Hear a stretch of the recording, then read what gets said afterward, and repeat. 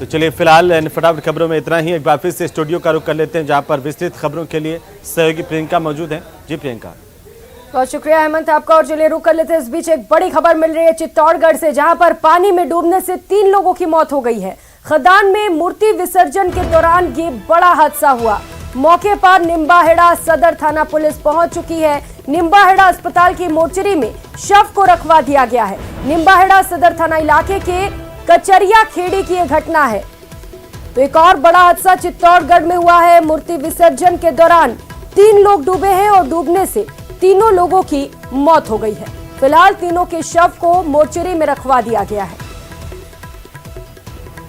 तो खदान में मूर्ति विसर्जन करने ये सभी गए हुए थे और इसी दौरान ये हादसा हो गया। दर्दनाक हादसे में 3 लोगों की मौत हो गई है। हादसे के बाद निम्बाहेड़ा सदर थाना पुलिस मौके पर पहुंची, शवों को बाहर निकाला गया और फिलहाल शवों को मोर्चरी में रखवा दिया गया है, जहां से पोस्टमार्टम के बाद शव परिजनों को सौंप दिए जाएंगे। ज्यादा जानकारी के साथ सहयोगी सुभाष बैरागी इस वक्त हमारे साथ जुड़ चुके हैं। सुभाष, कैसे हुआ यह हादसा और अभी क्या कुछ अपडेट है? मौके से क्या कुछ तस्वीरें हैं? फिलहाल सब कुछ ठीक है वहां पर? अब बिल्कुल, मैं आपको बताना चाहूंगा 3 युवक जो हैं वो उनकी पानी में डूबने से मौत हुई है। गरबा पंडाल में स्थापित मां की प्रतिमा को विसर्जित करने के लिए वो खदान में गए थे और 18 से लेकर 22 वर्ष के बीच की इन तीनों की आयु बताई जा रही है। मौके पर एक ग्रामीणों को सूचना मिलने पर ग्रामीण इकट्ठा हुए, उनको तीनों को खदान से निकाला और जिला अस्पताल लाया गया, जहाँ इन तीनों को मृत घोषित कर दिया और इनके शव अस्पताल की मोर्चरी में रखवाए गए। फिलहाल निम्बाहेड़ा जिला चिकित्सालय में लोगों की भीड़ जमा है और जो ग्रामीण क्षेत्र के लोग हैं वो इस घटना को लेकर दुख व्यक्त कर रहे हैं। लगातार प्रशासन लोगों से अपील करता है जल्द बड़े समय से दूर रहने की, लेकिन एक बार फिर बड़ा हादसा चित्तौड़गढ़ में सामने आया है। जी, लेकिन सुभाष, अब सवाल यह है कि हादसा हुआ कैसे? क्या प्रशासन की ओर से लापरवाही हुई वहां पर? जी बिल्कुल, मैं आपको बताना चाहूंगा कि निम्बाहेड़ा जो है वो सीमेंट औद्योगिक क्षेत्र है और यहाँ छोटी छोटी और पत्थर का उत्पादन बड़े स्तर पर होता है। ऐसे में बड़ी संख्या में यहाँ ऐसी छोटी छोटी खदानें हैं जिनसे खदान में खनन का कार्य जो है वो रुक चुका है, लेकिन उन स्थानों पर बारिश के समय में पानी भर जाता है जो साल भर भरा रहता है। ऐसे स्थानों में जो हालांकि बड़ी खदानें उन्हें तो प्रशासन चिन्हित करता है, लेकिन छोटे छोटे जो ग्रामीण क्षेत्र हैं वहाँ खदानें चिन्हित नहीं हो पाती और ऐसे हालातों में कहीं न कहीं मूल रूप से ये भी कहा जाएगा कि ऐसे स्थानों पर मूर्ति विसर्जन करना है, मूर्ति विसर्जन के लिए पहुंचना प्रशासन की लापरवाही है। जी बिल्कुल सुभाष, और न्यूज़ 18 राजस्थान ऐसे में लोगों से भी अपील करता है कि लोग सतर्क रहें, खतरनाक जगहों पर मूर्ति विसर्जन करने बिल्कुल ना जाए। बहुत शुक्रिया आपका सुभाष इन तमाम जानकारियों के लिए।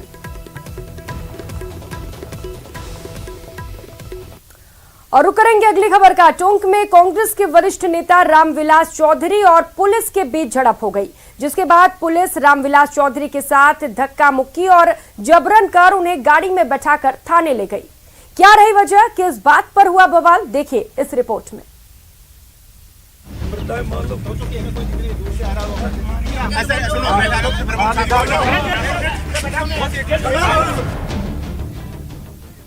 कहा तो कांग्रेस के वरिष्ठ नेता रामविलास चौधरी जनता की आवाज बुलंद करने चले थे। बजरी ठेकेदार के कर्मचारियों के खिलाफ पुलिस को कार्रवाई करने का हुक्म सुनाने आए थे और कहा खुद आरोपी की तरह दबोच कर गाड़ी में ठूस दिए गए। मान लो गुस्से में डाल लो, प्यार से मुंह से मार किसी भी तरह ये गुंडागिर्दी है। रामविलास चौधरी कोई कितने दूर से आ रहा होगा, हमारा ये अधिकार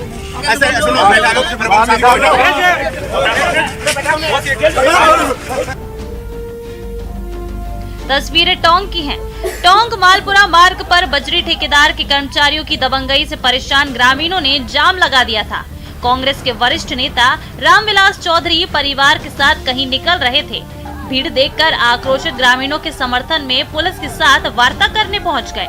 मामूली बातचीत हार्ड टॉक में तब्दील हो गई, जिसके बाद पुलिस वालों ने रामविलास चौधरी के साथ धक्का मुक्की की और जबरन उन्हें गाड़ी में बैठाकर थाने ले आए। रामविलास चौधरी का कसूर सिर्फ इतना था कि उन्होंने ग्रामीणों का साथ दिया। पुलिस पर बजरी माफिया को संरक्षण देने का आरोप लगाया था, वही आरोप जो गांव वाले दिन के उजाले में और खम ठोक कर लगा रहे हैं। रोल्टे वाले आते हैं और हमारा लड़का सामान ले रहा था, दुकान से जो आके बचेड़ा दिया उसने, दुकान के जो शीशा टूट गए, पैर टूट गए लड़के के।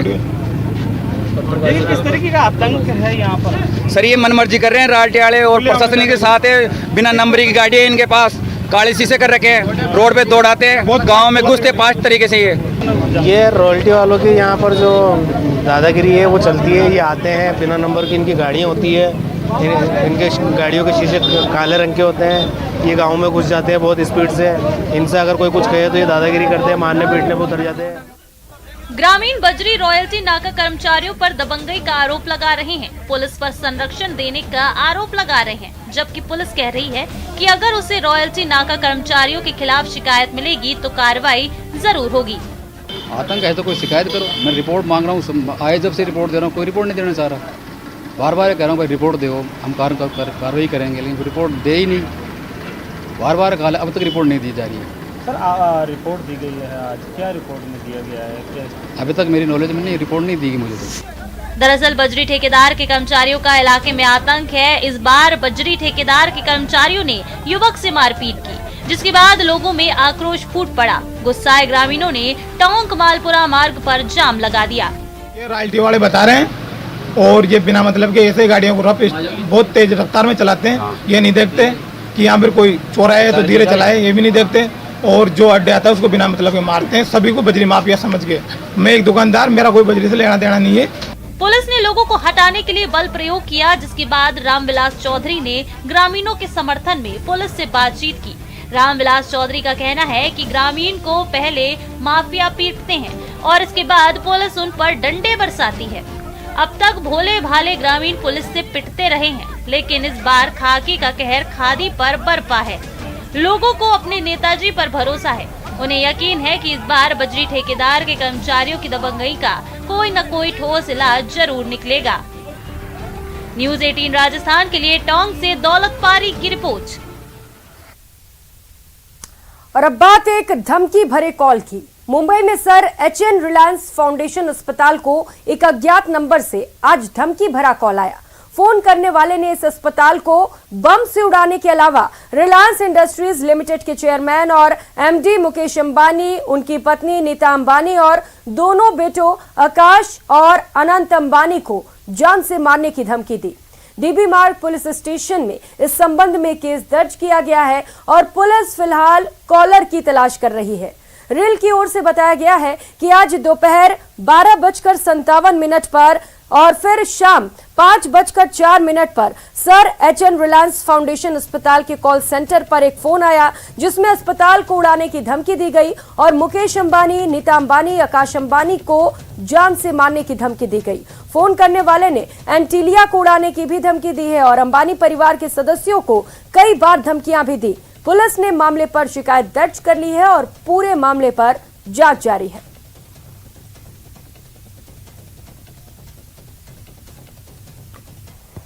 रिलायंस फाउंडेशन हॉस्पिटल के लैंडलाइन नंबर पर एक अननोन नंबर से एक कॉल आया था, जिसमें उन्होंने sir HN Reliance foundation hospital को उड़ाने की धमकी दी थी। इसके अलावा उस कॉलर ने, जो अज्ञात कॉलर है, उसने अंबानी परिवार के कुछ सदस्यों को जान से मारने की धमकी दी थी। इस प्रकरण को मुंबई पुलिस ने इमीडिएटली गंभीरता से लेते हुए इसमें FIR दाखिल करने की प्रक्रिया DB मार्ग पुलिस स्टेशन में शुरू है।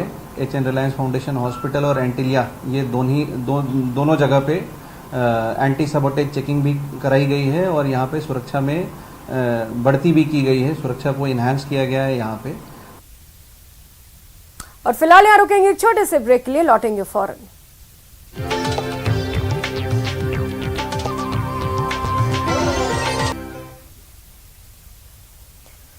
ब्रेक के बाद आप सभी का स्वागत है और अब बात करते हैं गुन्नू अपहरण कांड की। आइए दिखाते हैं कैसे 9 साल के गुन्नू को 6 बदमाश उसके घर के पास से उठा ले गए थे और कैसे पुलिस के एक्शन और गांव वालों की घेरेबंदी की वजह से बदमाशों के हौसले पस्त हो गए और उन्होंने महज 12 घंटे में गुन्नू को छोड़ दिया।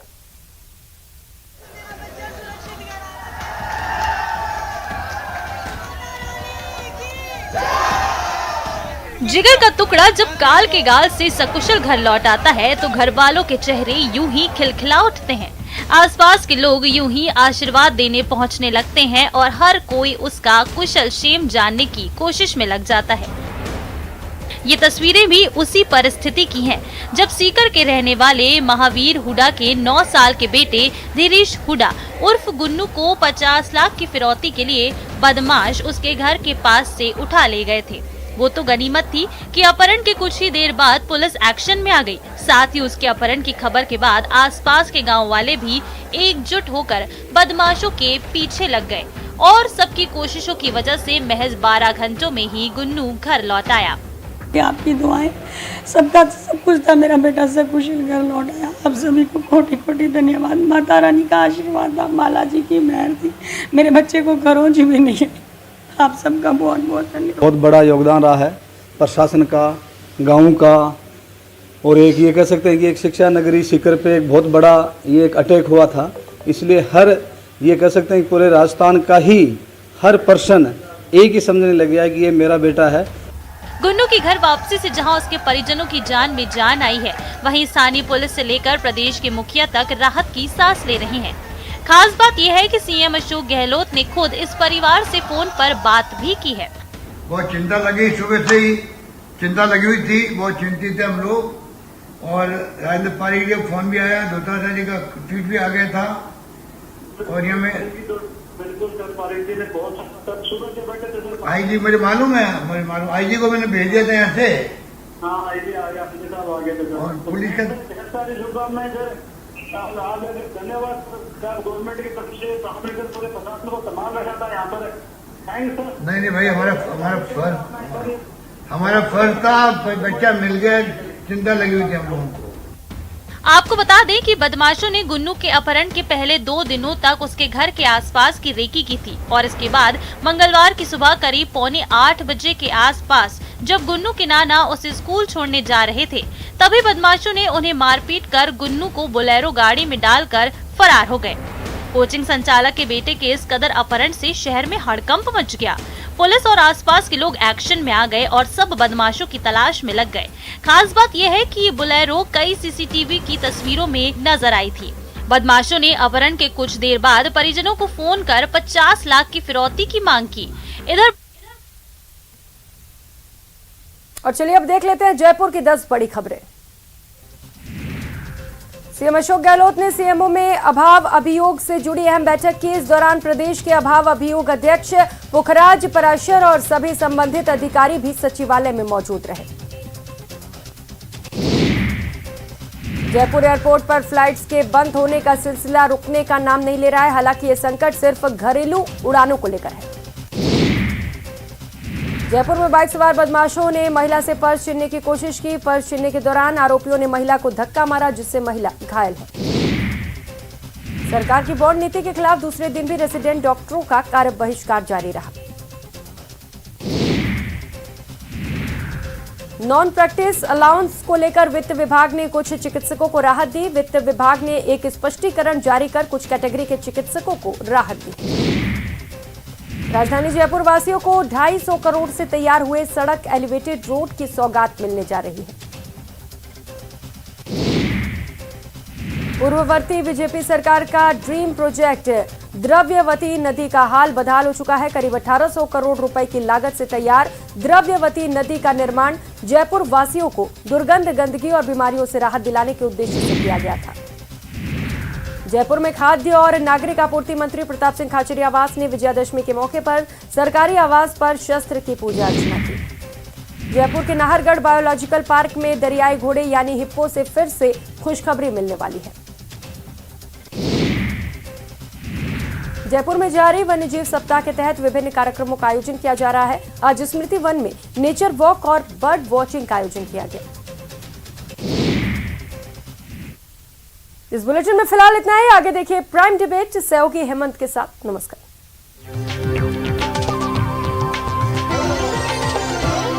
Headlines presented by पेट सफा